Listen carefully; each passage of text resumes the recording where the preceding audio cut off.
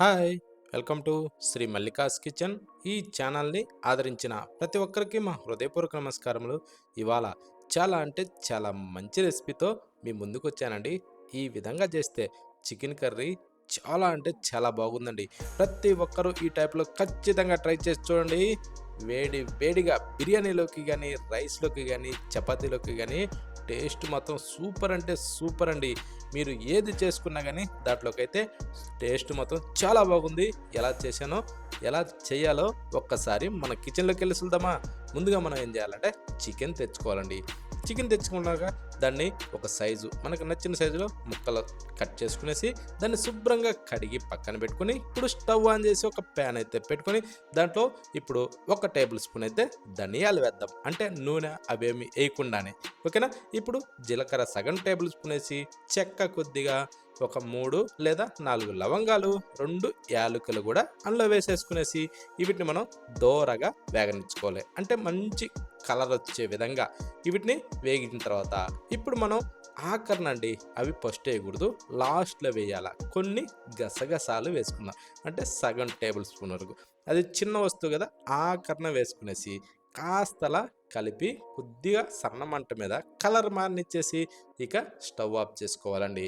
ఓకేనా? అవి మాత్రం మాడకుండా బాగా ఫ్రై చేసుకోవాలి. అప్పుడే మంచి కలర్‌తోనే సూపర్ టేస్టీగా ఉంటదండి. మంచి స్మెల్‌తోని. ఓకేనా? ఇప్పుడు స్టవ్ ఆఫ్ చేసేసి వీటిని మనం పక్కన పెట్టి చల్లారనిచ్చుకోవాలి. ఇప్పుడు స్టవ్ మీద మరొక ప్యాన్ అయితే పెట్టుకొనేసి దాంట్లో 2 గంటెలు ఆయిల్ వేసుకొని దాన్ని కాస్త వేడెక్కనిచ్చి 2 లేదా 3 ఉల్లిపాయల్ని కట్ చేసి అందులో వేసేసుకోవాలి. వేసాక ఒక 3 పచ్చిమిరపకాయలని చీరి దాంట్లో వేసేసుకునేసి కాస్త ఇలా కలుపుతూ మంచి కలర్ వచ్చేంత విధంగా వీటిని మనం ఫ్రై చేసుకోవాలి. ఇలా ఏందంటే ఉల్లిపాయలని మంచి సన్న మంట మీద అంటే మంట మీడియం లేదా లోలో అడ్జస్ట్ చేసుకుంటూ సన్న మంట మీద వీటిని మంచి కలర్ వచ్చేంత విధంగా మనం బాగా ఫ్రై చేసుకోవాలండి. అంటే గోల్డెన్ బ్రౌన్ కలర్ రావాలి. ఇప్పుడు మనం అల్లం వెల్లుల్లి పేస్ట్ ఒక టేబుల్ స్పూన్ వరకు దాంట్లో వేసేసుకునేసి దీన్ని కూడా సేమ్ అదే విధంగా కలుపుతూనే పచ్చి వాసన పోయేంత వరకు దీన్ని మనం బాగా ఫ్రై చేసుకోవాలి. అప్పుడే ఇది మంచి గుమగుమలాడుతూ టేస్ట్ కానీ స్మెల్ కానీ సూపర్గా ఉంటుందండి. ఆ టైపు మంచి వాసన వస్తుంది. ఈ విధంగా వచ్చాక ఇప్పుడు మనం ఫ్రెష్‌గా కడిగి రెడీ చేసి పెట్టుకున్న చికెన్ అండి. చికెన్‌ని దాంట్లో వేసుకోవచ్చు. అంటే నేను చెప్పే కొలతలు ఏదంటే ఒక అరకిలో నుంచి కిలో ఈ మధ్యలోకి సరిపోయే కొలతలు. ఇప్పుడు దీంట్లో రుచికి సరిపడా అంటే ఒక టేబుల్ స్పూన్ సాల్టు, రుచికి సరిపడా పసుపు వేసుకోవాలండి. వేసిన తర్వాత ఇప్పుడు కాస్తలా బాగా మిక్స్ చేసుకోవాలి. అంటే మనం వేసిన ఈ సాల్ట్ గానీ, పసుపు గానీ ఇలా ప్రతి ఒక్క ముక్కకి కలిసే విధంగా కాస్త నిదానంగానే సరే పర్లేదు ఈ విధంగా తిరగేసుకోవాలండి. బాగా తిరగేసిన తరువాత అప్పుడు మనం ఏం చేద్దామంటే మూత పెట్టేసి దీన్ని బాగా మగ్గించుకోవాలండి. అంటే దాదాపు ఒక 6-8 నిమిషాల సేపు. అది మగ్గేలోపు రోల్ సిద్ధం చేసి దాంట్లో ఇందాక ఫ్రై చేసిన గింజలను వేసేసి ఇలా కొంచెం బాగా రుబ్బుకుంటూ దీన్ని మెత్తగా పొడి చేసుకోవాలండి. ఈ గింజలన్నది బాగా వేగి ఉన్నాయి కాబట్టి అంటే బాగా మంచి ఫ్రై అయ్యున్నాయి కాబట్టి సింపుల్‌గా మెదిగిపోతాయండి. ఇలా రోట్లో రుబ్బండి ఆ వచ్చే స్మెల్లు చాలా బాగుంటుందండి. ఈ పొడిని మనం ఆ కర్రీలో వేస్తే టేస్ట్ ఇంకా చాలా బాగుంటుందండి. ఓకేనా? మిక్సీలో కాకుండా ఇలా రోట్లోనే చేయడానికి ఎక్కువ శాతం ప్రయత్నించండి. టేస్ట్ మాత్రం చాలా బాగుంటుందండి. ఓకేనా? ఎంత వీలైతే అంత అలా ట్రై చేసుకోండి. ఇప్పుడు ఈ పొడిని కాసేపు అలా పక్కన పెట్టేసి ఇప్పుడు కూర మీద మూత తీసి చూద్దాం చికెన్ మీద. చూడండి సింపుల్‌గా అంటే మనం ఈ విధంగా ఉడకపెట్టేటప్పుడు ఈ చికెన్‌లోకించి నీళ్ళన్నది రిలీజ్ అయ్యి మళ్ళా ఆ నీటిని మొత్తం పీల్ చేసుకుంటదండి. ఆ టైపు వచ్చాక ఇప్పుడు ఒక టేబుల్ స్పూన్ కారం వేసుకునేసి ఇప్పుడు రోట్లో దంచిన ఈ పొడిని చల్లేసుకుందాం. చల్లేసుకునేసి ఇప్పుడు ఇవి రెండిటిని ఈ టైప్‌లో బాగా కలుపుకోవాలి. కారం ఈ విధంగా పొడి ఇలాంటివి ఏసినప్పుడు ఏందంటే, మనం ఎక్కువ శాతం మంట హైలో ఉంచకూడదండి.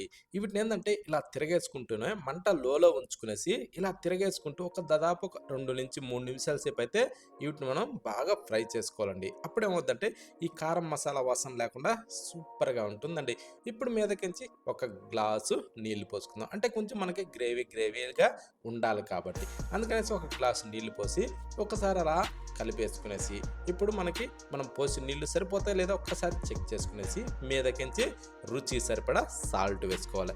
సాల్ట్ వేసినాక కాస్తలా కలిపేసుకునేసి ఇప్పుడు కలిపిన తర్వాత ఏం చేద్దామంటే మూత పెట్టి దీన్ని ఒక 4-6 నిమిషాల సేపు ఇలా తుకతుకా ఉడికించుకునేసి ఆ నీళ్లు కాస్త ఇనికి గ్రేవీ లాగా మారే విధంగా చేసుకునేసి ఇప్పుడు మీదకించి కాస్తలా కొత్తిమీరని శుభ్రంగా కడిగి కట్ చేసుకొని మీదకించి చల్లేసుకోవాలి. చల్లిన తర్వాత కాస్తలా మిక్స్ చేసుకోవాలండి.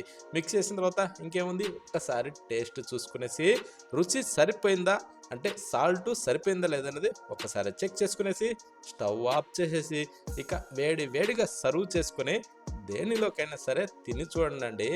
చికెన్ కర్రీ మజాకని అనకపోతారు, అంత బాగుందండి ఈ చికెన్ కర్రీ. ఈ టైప్లో చేసుకునేసి వేడి అన్నంలోకైనా సరే, వేడిగా బిర్యానీలోకైనా సరే, చపాతీలోకైనా, రాగి సంగట్లోకైనా, ఇంకా దోశలోకైనా సరే టేస్ట్ ఎంత బాగుంటుందంటే అంత బాగుందండి. ఎవ్వరు కూడా మిస్ కావద్దు. ప్రతి ఒక్కరూ ఈ టైప్లో ఖచ్చితంగా ట్రై చేసి చూడండి. ఒక్కసారి ఈ టైప్లో రుచి చూసిన ఎవరైనా సరే ఎప్పుడు చికెన్ తెచ్చినా ఈ విధంగా ఖచ్చితం చేసుకొని తిని తీరుతారండి. అంత బాగుంది ఈ చికెన్ కర్రీ. ఎవరు కూడా మిస్ కావద్దు.